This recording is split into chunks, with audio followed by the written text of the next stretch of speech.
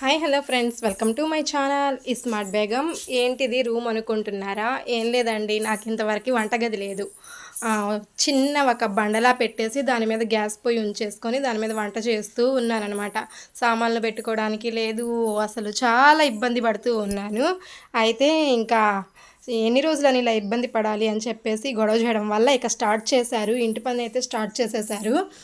ఇది వచ్చేసి కిచెన్ అనమాట. కిచెన్కి అల్మారాలు వేయడానికి అనేసి మార్కింగ్ అయితే చేసేసుకున్నారు. మా వారు చేసేది ఈ వర్కే, అందుకనేసి వేరే ఇక బయట వాళ్ళని పెట్టుకోవడం ఎందుకు అనేసి మా వారే చేస్తూ ఉన్నారనమాట సింగిల్గా. మధ్యలో నేను కొంచెం హెల్ప్ చేస్తూ ఉన్నాను.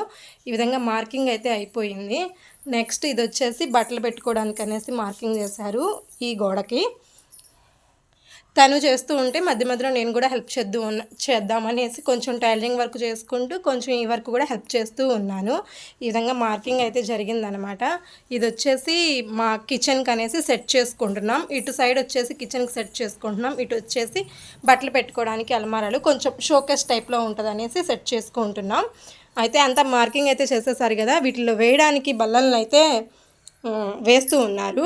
వాటిని కూడా చూపిస్తాను రండి, అసలు ఎలా వేస్తున్నారో చూసేయండి.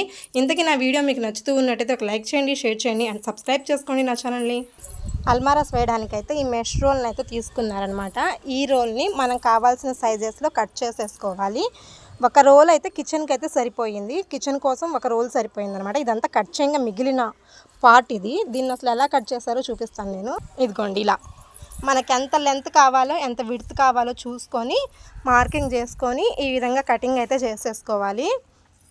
కట్ చేసుకొని ఇది కొంచెం మొత్తం ఈక్వల్గా చేసుకోవాలన్నమాట. ఒకవైపు ఎత్తు ఒకవైపు పల్లం అలా లేకుండా కరెక్ట్ సైజులో ఉండేటట్టు చేసుకోవాలి. ఇవన్నీ కట్ చేసి పెట్టేశారు.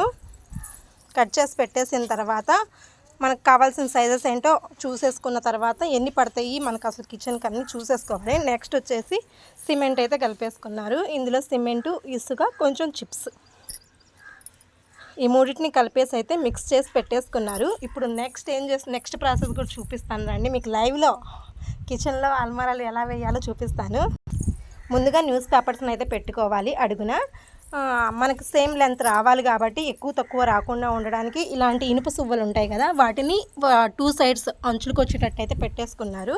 ఇప్పుడు వీటి మధ్యలో మనం షేప్ చూసి కట్ చేసాం కదా, సేమ్ మనం తీసుకున్న కొలత ఎలా ఉంది అన్నది కూడా మార్క్ చేసుకుంటున్నారనమాట. మార్క్ చేసుకున్నాక మనం కట్ చేసి పెట్టుకున్నాం కదా మెష్, ఆ మెష్ని అయితే దీని మధ్యలో ప్లేస్ చేస్తారు. ప్లేస్ చేసి దానికి కరెక్ట్గా విడ్త్ సరిపోయిందా లేదా అన్నది చూసుకుంటాం అనమాట. చూసుకున్న తర్వాత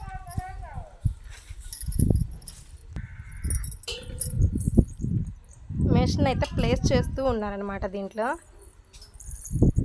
ఇదిగోండి, ఈ విధంగా మనం కట్ చేసుకున్న మెష్ని దీని మధ్యనైతే ప్లేస్ చేస్తారు. నేను మీకు ఆల్రెడీ చాలాసార్లు లైవ్లో చెప్పాను కదా, మా హస్బెండ్ చేసేది ఈ వర్కే, అందుకే తనే ఓన్గా ఎవరి హెల్ప్ లేకుండా చేసుకుంటున్నారనమాట. ఎక్స్పీరియన్స్డ్ పర్సన్ ఈ వర్క్లో బాగా. ఈ విధంగా మెష్ని పెట్టేసుకొని అడ్జస్ట్మెంట్ చేసేసి చూసుకోవాలి. సేమ్ లెంత్ విడ్త్ అన్నీ సరిపోయినాయా లేవా అన్నది కూడా చూసుకోవాలన్నమాట. చూసుకున్న తర్వాత దీని మీద ఇందాక కలుపుకున్నారు కదా సిమెంట్ మిక్చర్, దాన్ని అయితే పోసేసుకుంటారు. ఇక ఆల్రెడీ వేసేసిన బల్లలను అయితే చూపిస్తున్నాను చూసేయండి. ఇవి వచ్చేసి నిన్న వేసేసారు ఆల్రెడీ. ఇలా వేసేసిన బల్లలు ఒక 1 డే एक रोज सुखना जा रहे आज साका तक दसादा हुआ तो